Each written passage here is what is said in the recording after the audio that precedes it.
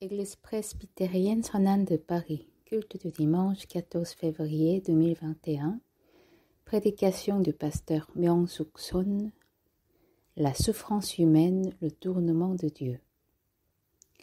Nombre, chapitre 14, versets 1 à 10. Toute la nuit, les Israélites crièrent et pleurèrent. Ils protestaient contre Moïse et Aaron, leur disant: Ah, si seulement nous étions morts en Égypte, ou dans ce désert, pourquoi le Seigneur nous conduit-il dans un tel pays? Nous y mourrons dans des combats, nos femmes et nos enfants feront partie du butin des vainqueurs. Ne vaudrait-il pas mieux pour nous retourner en Égypte? Ils se dirent alors les uns aux autres: Nommons un chef et retournons en Égypte. Moïse et Aaron se jetèrent le visage contre terre face à l'ensemble de la communauté d'Israël. Quant à Josué, fils de Nun, et Caleb, fils de Jephné, deux de ceux qui avaient exploré ce pays, profondément bouleversés, ils déchirèrent leurs vêtements et dirent à la communauté: Le pays que nous avons exploré est un excellent pays, qui regorge de lait et de miel. Si le Seigneur nous est favorable, il nous conduira dans ce pays et nous le donnera. Seulement, ne vous révoltez pas contre le Seigneur, et n'ayez pas peur des habitants de ce pays. Nous n'en ferons qu'une bouchée. En effet, leur Dieu protecteur les ont abandonnés, tandis que le Seigneur est avec nous. Ne les craignez donc pas. Tout le peuple parlait de leur lancer de pierres pour les tuer. Mais soudain, la glorieuse présence du Seigneur se manifesta aux yeux des Israélites sur la tente de la rencontre. Avant de commencer à prêcher, j'aimerais vous dire un peu comment je suis entrée dans la théologie à un âge tardif. J'ai commencé à étudier à 50 ans. Le motif pour ce commencement était une recommandation convaincante d'une amie très proche. À ce moment-là, la crise économique du FMI a éclaté, rendant l'économie difficile et de nombreux commerçants indépendants ont fait faillite. Moi, qui dirigeais une petite librairie locale à l'époque, je n'ai pas non plus pu éviter la faillite. Alors, une amie proche qui me connaissait bien m'a fortement recommandé d'étudier la théologie, car elle a pu voir que mon point fort était la foi. Cependant, celui qui s'est le plus opposé à mon intention d'aller à la faculté de théologie était la diaconesse de l'église dont j'étais proche à cette époque. Bien sûr, la raison pour laquelle elle s'est opposée était parce qu'elle était tellement inquiète pour moi. Sa principale objection est que l'on arrête habituellement ce qu'on fait lorsqu'on atteint 50 ans. Alors comment commencerai-je à faire des choses difficiles à cet âge? Je pensais que son argument a du sens. En fin de compte, mon ami qui m'a encouragé à étudier la théologie m'a donné un total de 38 000 € pour les frais de scolarité, dont 23 000 € pour la licence et 15 000 € pour la maîtrise à la faculté de théologie. Beaucoup de gens disent que c'est difficile à croire quand ils entendent cette histoire. Revenons maintenant au texte d'aujourd'hui. Le nom du livre, Nombre, a été donné dans le sens de compter le nombre de personnes. Dieu n'aime pas faire le recensement par son peuple, car le recensement contient le sens de la guerre. Autrement dit, compter le nombre de personnes avant la guerre signifie qu'ils ont leur volonté de se battre seuls sans Dieu. Mais dans le texte d'aujourd'hui, Dieu a ordonné directement le recensement. Lorsqu'ils entrent à Canaan, ils doivent vaincre les 7 tribus qui y vivaient déjà. C'était donc un ordre d'organisation et d'entretien militaire. Le livre des Nombres est nommé en hébreu, semble être plus symbolique que celui des Nombres. Pour référence, Dabar en hébreu signifie la parole. Par conséquent, le désert est interprété comme le lieu d'où vient la parole. De nos jours, au cours de traversée d'un désert de Covid-19, beaucoup de paroissiens de l'église Honan étudient avec zèle la parole de Dieu. Maintenant, les Israélites qui furent partis de Mont Sinaï arrivèrent à Gadès-Barnéa. C'est à Gadès-Barnéa où Dieu ordonna d'envoyer les explorateurs en Canaan avant d'y entrer. C'est ce qu'ils doivent explorer en Canaan si les habitants sont forts ou faibles, nombreux ou pas, si le pays est bon ou mauvais, si les agglomérations sont des villes fortifiées ou de simples campements, si le sol est riche ou pauvre, si des arbres y poussent ou non, et puis ils doivent rapporter quelques fruits de cette terre promise. Après avoir exploré en Canaan pendant 40 jours, ils font le rapport sur ce qu'ils ont vu là-bas. Après le rapport des explorateurs envoyés, Caleb fait taire ceux qui sont agités, puis s'écrie « Allons-y, nous nous emparerons de ce pays. Nous en sommes capables. » Plus le discours est court, plus il est puissant. C'est le rapport des autres explorateurs envoyés. Lisons-le ensemble. Nombre, chapitre 13, versets 32-33. Le pays que nous avons exploré est un pays qui fait mourir ceux qui viennent y habiter. Les gens que nous y avons vus sont tous de grande taille. Nous avons même vu des géants, les descendants d'Anak. Par rapport à eux, nous nous sentions comme des fourmis. Et c'est bien l'impression qu'ils devaient avoir eux-mêmes de nous. Ici, les Anak Néphilim sont une tribu de géants qui sont apparus pour la première fois dans le monde pervers à l'époque de Noé. Tout d'abord, l'argument de Caleb est court et ferme. Cependant, l'argument des autres envoyés contient une longue explication maladroite pour essayer de convaincre les gens. Ceux qui ont de grandes capacités analytiques auront déjà aperçu le gagnant parmi les 2 rapports. Voyons ensuite la réaction des Israélites à ce rapport. Le livre des Nombres a montré que les Israélites crièrent et pleurèrent toute la nuit. Après avoir entendu ce rapport, ils protestaient contre Moïse et Aaron, même en leur disant « Si seulement nous étions morts en Égypte ou dans ce désert, pourquoi le Seigneur nous conduit-il dans un tel pays?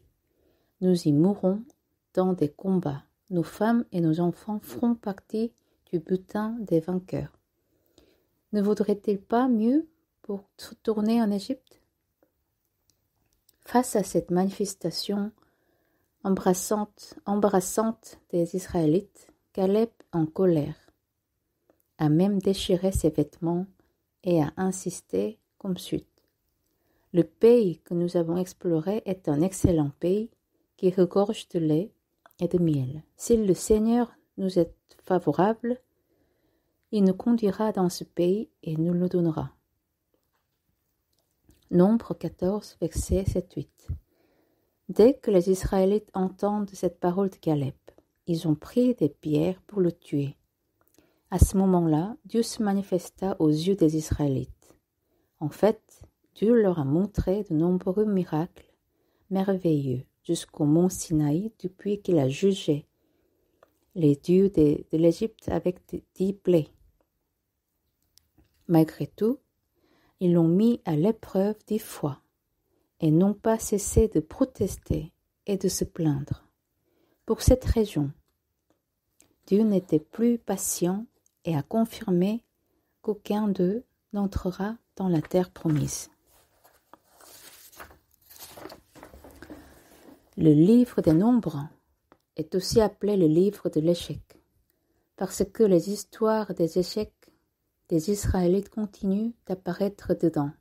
Les protestations et les plaintes sont la principale raison pour laquelle ils ont échoué. En particulier, Dieu est très déterminé au sujet des plaintes. C'est pourquoi, si nous trouvons l'origine de leurs protestations et plaintes, nous pourrons obtenir une solution.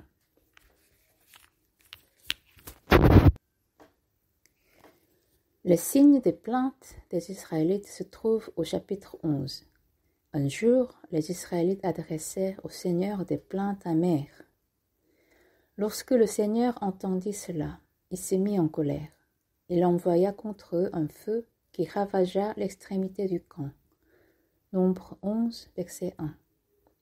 Le feu envoyé par la colère de Dieu a ravagé l'extrémité du camp. Cela nous permet de savoir où et sur qui la colère de Dieu a été déversée. La Bible utilise beaucoup de langage compressé et de techniques expressives. Autrement dit, il est important de saisir le point qui déverse plus d'histoire. Si on creuse plus.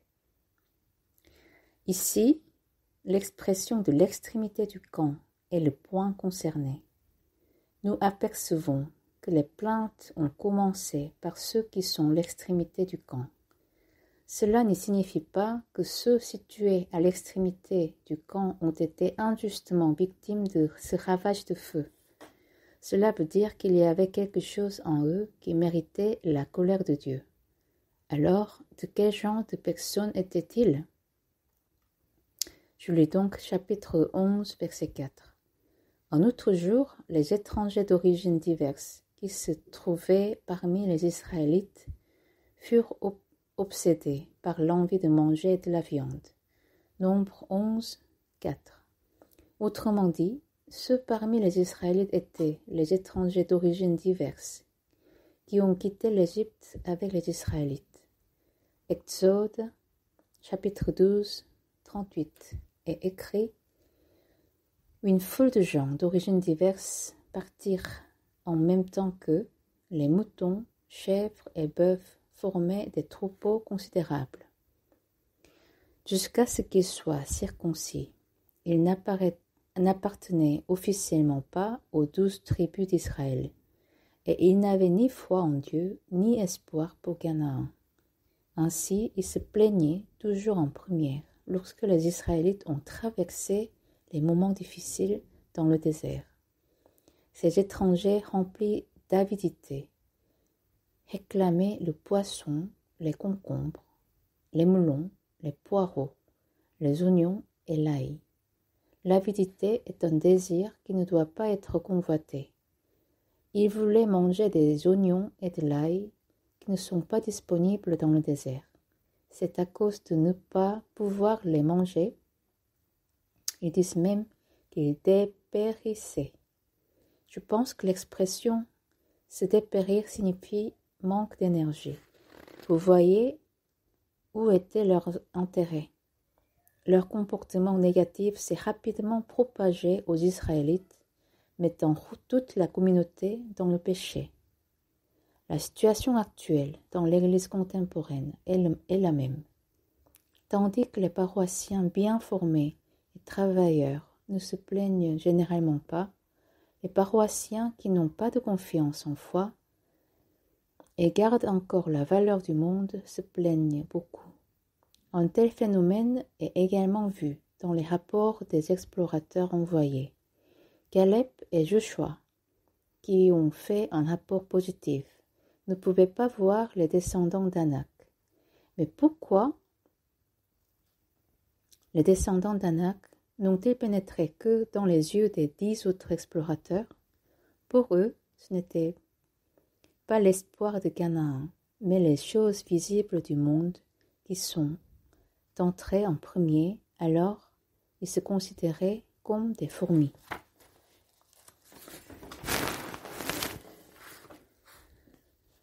L'histoire des explorateurs envoyés est un texte très important pour l'apogée du livre des Nombres.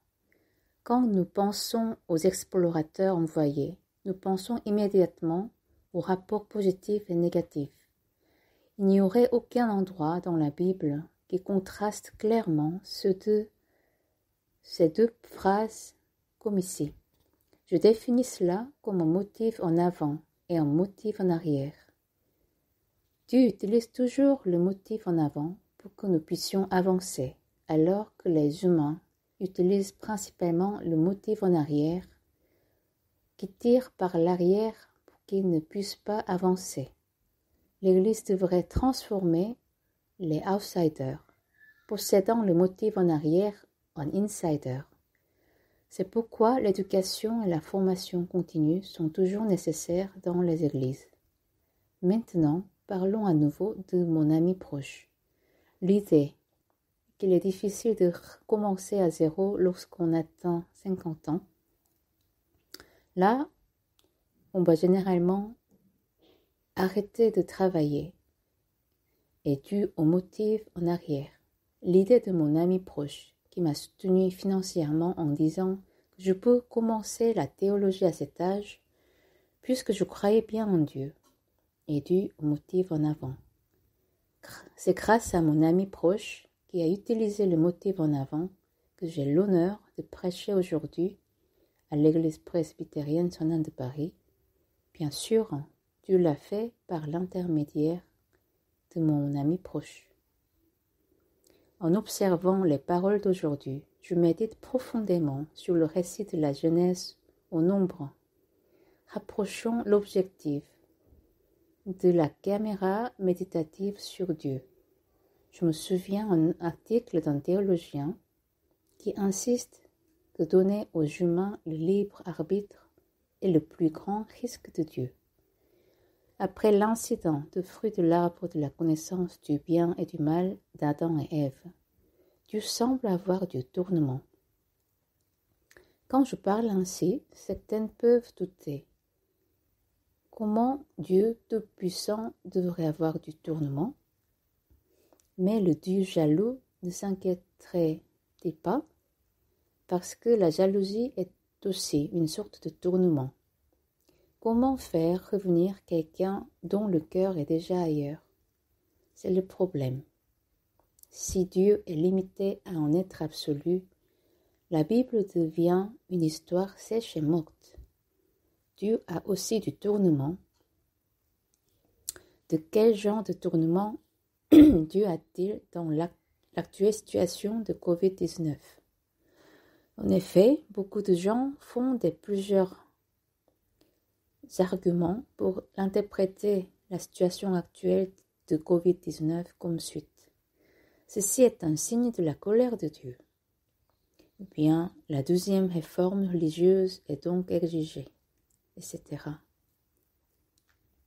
À certains égards, la situation actuelle de Covid-19 est similaire à celle des Israéliens traversant le désert. Les Amalécites et les Cananéens occupent actuellement les vallées de cette région. Demain, donc, vous ferez demi-tour et vous repartirez par le désert dans la direction de la mer de Roseau. Nombre chapitre 14, verset 25. En abandonnant leur chemin vers Canaan en une semaine, ils ont dû emprunter un chemin beaucoup plus long qui durerait 40 ans. C'est le début d'une longue marche difficile. Franchement, je ne peux pas imaginer comment ce grand nombre de personnes auraient pu vivre dans le désert pendant 40 ans. Quand j'ai voyagé en Israël il y a quelques années, je suis allé dans le désert de Judée et à ce moment-là, j'ai dû porter un parasol à cause du soleil brûlant. Pourtant, quand le soleil a touché mes jambes, j'ai tellement mal. que je ne pouvais pas rester immobile. De plus, dans la nuit, il fait trop froid qu'on ne peut pas dormir. C'est une caractéristique du climat désertique. C'est pourquoi il est vraiment difficile de traverser le désert sans guide d'une colonne de fumée le jour et d'une colonne de feu la nuit.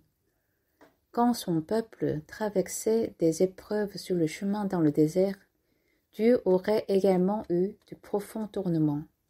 Il y a un texte qui suggère que Dieu aurait eu du tournement. J'ai entendu les Israélites protester contre moi, cette communauté insupportable. Ne cesserait-elle jamais de le faire? Nombre 14, verset 27. Dans ce texte, nous pouvons voir les tristes sentiments de Dieu. Ces Ae auraient dû être brûlés. Ae est le mot coréen, pur, qui désigne les incestins. Y a-t-il pas un dicton coréen selon lequel vous brûlez des incestins et foie? Autrement dit, Dieu a dû avoir du tournement par les protestations et plaintes des Israélites sans cesse. Il semble que le tournement de Dieu était profond au cours des 400 ans où la révélation a disparu après Malachi et de l'Ancien Testament. C'est pourquoi il était silencieux pendant cette période. Après ce tournement si profond, Jésus, Dieu lui-même, est venu sur terre en chair. Face à la catastrophe mondiale de Covid-19 de cause inconnue, beaucoup de gens se demandent ce que signifie cette flot et quand elle prendra fin.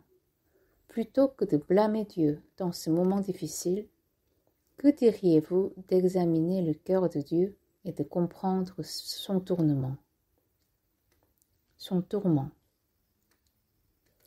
Dans le Nouveau Testament, le mot grec splanchnizomai apparaît. Le mot splanchnizomai signifie la compassion que Jésus a utilisée pendant son ministère. Si Jésus a la compassion, les miracles de rétablissement et de guérison se produisent comme l'annulation de dettes et la guérison des yeux invisibles. Dans ces versets, l'expression d'avoir pitié est splanchonizomai en grec. Le maître en eut pitié, il annula sa dette et le laissa partir. Évangile selon Matthieu, chapitre 18, verset 27. Jésus eut pitié d'eux et toucha leurs yeux. Aussitôt les deux hommes purent voir, et ils le suivirent. Évangile selon Matthieu, chapitre 20, verset 34. Le mot splanchonizomai est provenu de splanchnon, qui signifie intestin et foie, ce qui signifie j'ai ressenti la douleur de me casser les intestins. Il s'agit d'un sentiment de compassion, comme si les intestins et le foie sont brisés. C'est l'amour de Jésus, avec beaucoup de compassion. C'est aussi le cœur de notre Seigneur, qui nous regarde à l'actuelle situation de pandémie de Covid-19. Je le sens fortement pendant ma prière. C'est pourquoi je prie avec des larmes. Par conséquent, la vie d'une personne qui peut lire le cœur de Dieu n'est pas dirigée par le motif en arrière. Amen.